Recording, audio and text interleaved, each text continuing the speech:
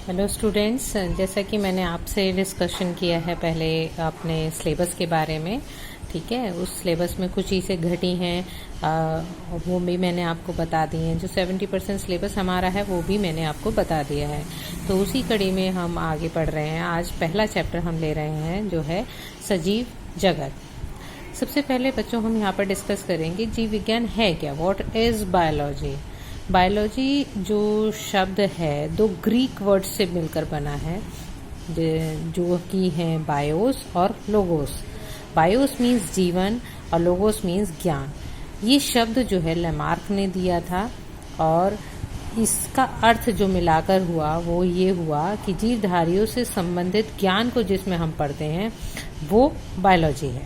ठीक है, अगर हम परिभाषा के रूप में देखें तो विज्ञान उस शाखा को कहते हैं जिसके अंतर्गत हम पूरे जीवधारियों का अध्ययन करते हैं। ठीक है, इसे हमने अपनी सहूलियत के हिसाब से दो भागों में बांट रखा है, वनस्पति विज्ञान और जंतु विज्ञान।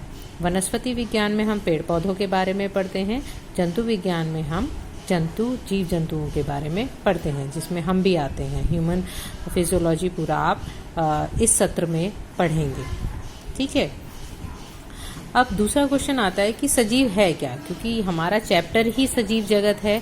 तो हमें ये देखना है कि ये जो सजीव वर्ड है वो किस चीज को डिफाइन करता है। ठीक है, सजीव जो संसार की जितनी भी हमारी संसार की जितनी भी वस्तुएं हैं उन्हें हम दो भागों में बांटते हैं, सजीव और निर्जीव, जिसे हम लिविंग एंड नॉन लिविंग कहते हैं।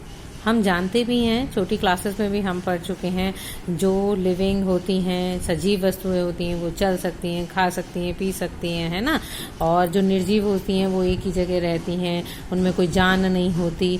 लेकिन अब क्योंकि आप 11th क्लास में आ चुके हैं तो सजीव वस्तुओं को एक तरह से एक्सप्लेन करने के लिए आपको उसे परिभाषित करना पड़ेगा। जो सजीव वस्तुएं होती हैं उन्हें जीव कहते हैं, ऑर्गेनिज्म कहते हैं। वो किस आधार पर जीव हैं, क्योंकि उनके अंदर जीव द्रव्य होता है। जीव द्रव्य मतलब प्रोटोप्लाज्म होता है, जो हमेशा सदैव सक्रिय रहता है, परिवर्तनशील रहता है। और जितनी भी हमारी क्रियाएं हैं जैसे वृद्धि करना, जनन करना, उपापचय करना, ये सब चीज़ें जो हैं वो जीव द्रव्य के कारण होती हैं। तो हम एक तरह से ये कह सकते हैं कि सजीव वस्तुओं का जो एक तरह से मेन चीज़ है वो जीव द्रव्य है। जीव द्रव्य होना सजीव वस्तुओं को सजीव बनाता है।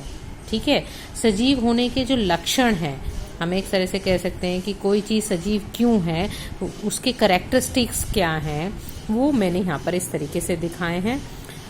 जैसे मान लीजिए लिविंग ऑर्गेनिज्म है तो वो क्या है, सबसे पहले तो उसमें प्रोटोप्लाज्म होगा, जीव द्रव्य होना आवश्यक है। ठीक है, वो ग्रोथ करेगा, बढ़ेगा, समय के साथ उसमें ग्रोथ होगी, वो एक जगह से दूसरी जगह जाने लायक होगा, गमन करने लायक होगा, मूवमेंट करने लायक होगा, वो पोषण भी करेगा, न्यूट्रिशन भी करेगा, वो सांस भी लेगा, श्वसन करेगा, श्वसन की पूरी क्रिया उसके अंदर होगी, मेटाबॉलिज्म शो करेगा, खाएगा, पिएगा, पचाएगा और शरीर में एनर्जी का यूज भी करेगा। वो जनन भी करेगा, रिप्रोड्यूस करेगा, अपनी संतति को बनाएगा और उसमें कोशिकीय संरचना होगी। ठीक है, और ये उपापचय के बाद उत्सर्जन की क्रिया भी उसमें पाई जाएगी। जीवन चक्र उसका होगा, पैदा होगा, फिर बड़ा होगा, बूढ़ा होगा और फिर मरेगा भी। ठीक है, ये पूरा जीवन चक्र कहलाता है। फिर आता है जैव विकास, समय के साथ उसमें विकास भी होगा। आपने इवोल्यूशन पढ़ा होगा कि हम कपी से मानव बने हैं। ठीक है, तो ये जैव विकास होता है, ये भी केवल सजीव वस्तुएं ही शो करती हैं। तो इस तरीके से ये लक्षण जो मैंने आपको यहाँ पर बताए हैं शॉर्ट में, आपको ये डिटेल में करने हैं, हर एक की हेडिंग लगा के, हेडिंग बना के, और उसके बारे में जितना आपको पता है, आपकी क्लास प्रीवियस क्लास में भी आप इसे पढ़ चुके हैं। क्लास 9th का ये चैप्टर है, जैसा कि आप लोगों ने ही मुझे बताया है।